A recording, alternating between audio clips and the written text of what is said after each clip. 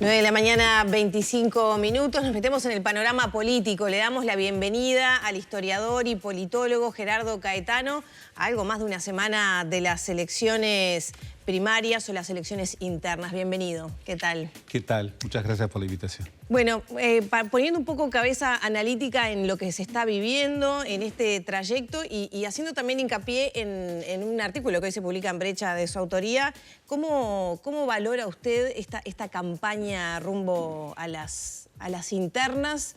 ¿La señalaba de mediocre? Bueno, hasta ahora sí. Verdaderamente muy mediocre. Signada por elementos a los que no tenemos que normalizar. Se violenta de manera flagrante la normativa electoral, ¿no?, a través de spots de campaña muy anteriores al plazo establecido. No hay manera de que la Corte Electoral pueda sancionar efectivamente esos hechos. Hemos discutido poco de alternativas políticas. Hay partidos que no parecen trascender de una suerte de perplejidad de candidaturas y de divisiones. Es el caso del Partido Colorado. Y en otros partidos parece estar todo previsto. El Partido Nacional tiene una interna resuelta. El Frente Amplio tiene allí una polarización de resultado más incierto, pero en general ha sido una campaña pobre. Ahora, pero ¿por qué pobre, por qué mediocre, Gerardo, si uno mira y varios precandidatos presentaron programas, documentos? El Frente lo hizo, Delgado lo hizo, Raffo lo hizo, Silva lo hizo, Gurméndez, libros. Es que los dirigentes no lograron hacer carne sobre esas propuestas en la opinión pública.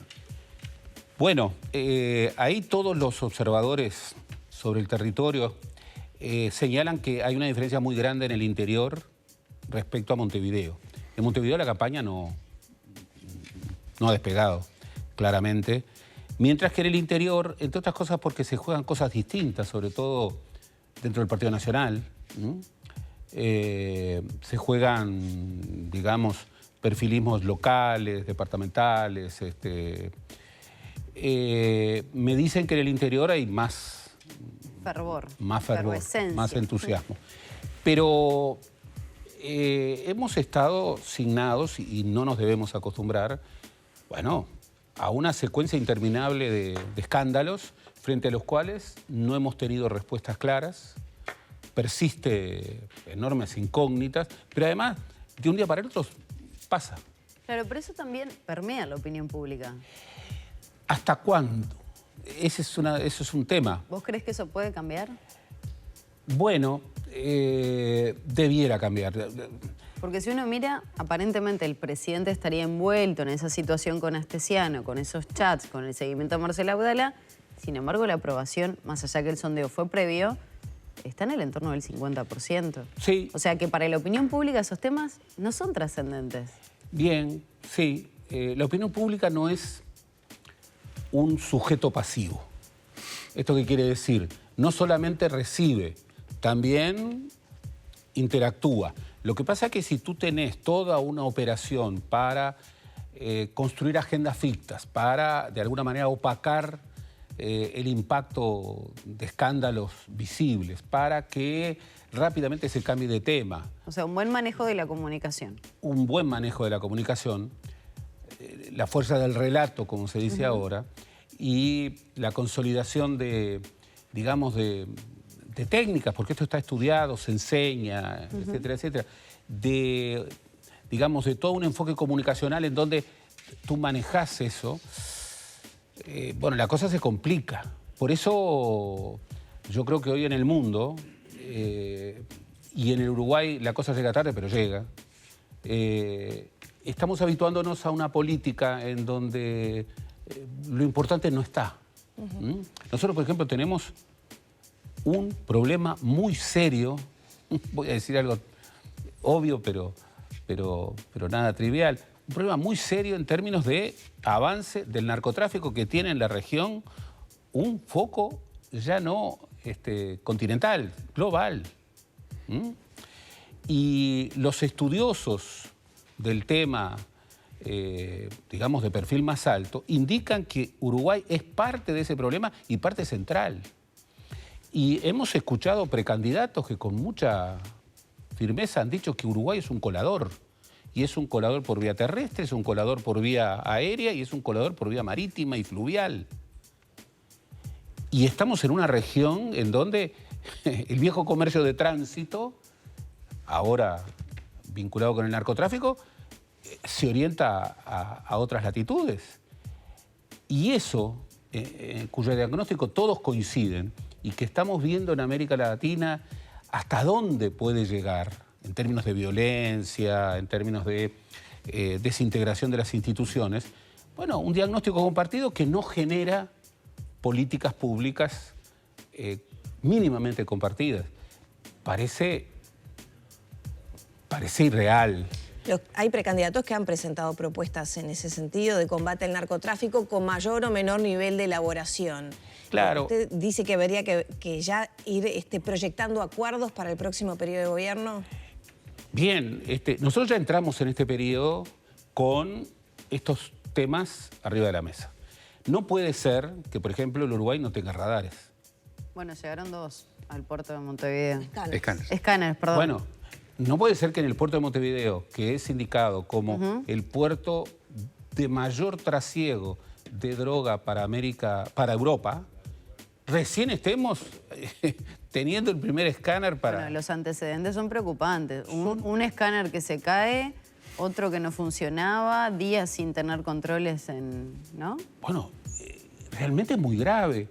Entonces, cuando emerge, yo qué sé, indicios de que efectivamente el narcotráfico hace tiempo que llegó al Uruguay, que el narcotráfico está penetrando en esferas de decisión, y no solamente estamos hablando de la política, estamos hablando de la policía, estamos hablando de la justicia. Cuando advertimos que eso es un tema que el Uruguay no puede resolver solo, porque no es un tema de fronteras adentro, pero en el que el Uruguay debe integrarse. Y los problemas y las evidencias de que ahí hay cosas muy raras que están ocurriendo hace tiempo, y de pronto, bueno, no se contesta, pero se sigue de largo, y esto hace muchos años. Bien, ahí hay un problema. Y genera cierta desconfianza el hecho de que, bueno, justo en campaña vienen las propuestas. Hubo un intento de generar políticas alternativas hace 1 año y medio, con la nueva administración en el Ministerio del Interior, incluso un poco antes, y lamentablemente se frustró, porque efectivamente ahí tenemos un problema país. Gerardo, ahora el domingo arranca el proceso electoral, digamos, del Uruguay, que en este caso va a ser particular porque no va a haber liderazgos en juego. La calle Pou no puede estar, Mujica no está, la verdad es que ya no está. Entonces yo te pregunto, ¿vos crees que después que culmine este proceso, allá por junio del año que viene, van a emerger en los partidos efectivamente nuevos liderazgos? ¿Tendremos en el Uruguay del año que viene liderazgos políticos consolidados? Bueno, eso es una gran pregunta, porque los líderes... Una cosa es un candidato que deviene en presidente y otra cosa es un liderazgo. Por eso. Y los liderazgos se conquistan, no se heredan, no se transfieren. Los liderazgos son fenómenos muy, muy particulares. Hay candidatos que se convierten en presidentes y que consolidan un liderazgo. El caso de la calle Pou es uno de ellos. La calle Pou, nos olvidamos, en las internas del 2019 solamente recogió el 53% de los votos de la interna nacionalista. Sumados los votos de Sartori, de Larrañaga y de Antía, tenían el otro 47%. Entonces no era un liderazgo hegemónico, no era un liderazgo, ni era un... Hoy se da un fenómeno inédito en los últimos 100 años de la vida del Partido Nacional, en donde el herrerismo o el neoherrerismo, como se le llame, bueno, de acuerdo a las intenciones de voto, va a recoger entre el 90 y el 95% de los votantes en la interna del Partido Nacional. Y hay una presencia permanente, hay una omnipresencia de la calle Pou hasta niveles, bueno, complejos, porque esa omnipresencia que refuerza su visibilidad y su popularidad, opaca a los otros partidos. Los otros partidos han reclamado una y otra vez que una coalición funcione como tal. Claro. Pero también desde el Partido Colorado, ayer tuvimos acá Ojeda, hay una proyección, no de todos los precandidatos, pero pongo por ejemplo Ojeda, que las encuestas lo dan primero, de ya un tablero de proyección en base a su inserción en la coalición, ¿no? De una identidad particular del Partido Colorado para poder pensar en volver a ser gobierno. No deja de sorprender esa expresión de una política nueva, pero no deja de sorprender que quien aspira a ser el candidato único del viejo partido de gobierno, Wilson Ferreira decía que en el Uruguay el Partido Colorado era el nombre que los uruguayos le habían dado al gobierno. Imagínate ese imaginario. Bueno, ahora se presenten con un gran dinamismo, con una gran juventud, 40 años en este país, es una gran juventud, sobre todo en política, diciendo que la forma de evitar el triunfo del Frente Amplio es que él gane y que por eso sea la renovación del Partido Colorado. La renovación de un viejo partido que ya va para los 200 años, que ha sido tan trascendente en la historia del país. El partido de Valle y Ordóñez, con un candidato de 40 años, siglo XXI, que plantee que su referencia en política es la calle Pou. Que luego tenga un vínculo con la calle Pou, que, no lo digo yo, lo dicen los otros candidatos, genera sospechas. ¿Y el Frente está en problemas con el tema de liderazgos? Y el Frente tiene un momento de transición de liderazgos. El único líder que sobrevive es Mujica. Ni Carolina Cose ni Yamandu Orsi son líderes, ni aún cuando ganen la elección interna. Porque hay que separar. Una cosa es ser candidato y otra cosa es ser líder. Y un liderazgo adentro del Frente Amplio es un liderazgo en disputa. Danilo Astori, bueno, todos sabemos la relevancia que tuvo durante los 15 años de gobierno y antes. Y sin embargo nunca constituyó un liderazgo, pero un liderazgo de minorías. Muy importante, pero de minorías. Amado y odiado dentro de... Amado y odiado. Sí, claramente. Tabaré Vázquez y Mujica, sí, constituyeron liderazgos que llegaron a la presidencia de la República, pero nunca fueron unánimes, cosa que, por lo general, siempre ha sido una característica de la política uruguaya. Los liderazgos son disputados. Tú ves los grandes líderes de la historia uruguaya. José Valle y Ordóñez, bueno, de inmediato generó confrontación con otros sectores del Partido Colorado. Wilson Ferreira lo mismo. Quería aprovechar estos últimos minutos. En base a todo este estado de situación que acabas de plantear, ¿qué tenemos que esperar el próximo 30 de junio? Porque se habla mucho de la inmediatez en la definición de las candidaturas, tanto para el Partido Nacional como para el Frente Amplio, que son los dos partidos aparentemente con mayor caudal de votos, que tendría que estar esa misma noche, que tendría que ser paritaria. Se habla por así de Daniel Salinas como una vuelta a la política y que podría conformar una fórmula con Álvaro Delgado, muy criticado desde Cabildo.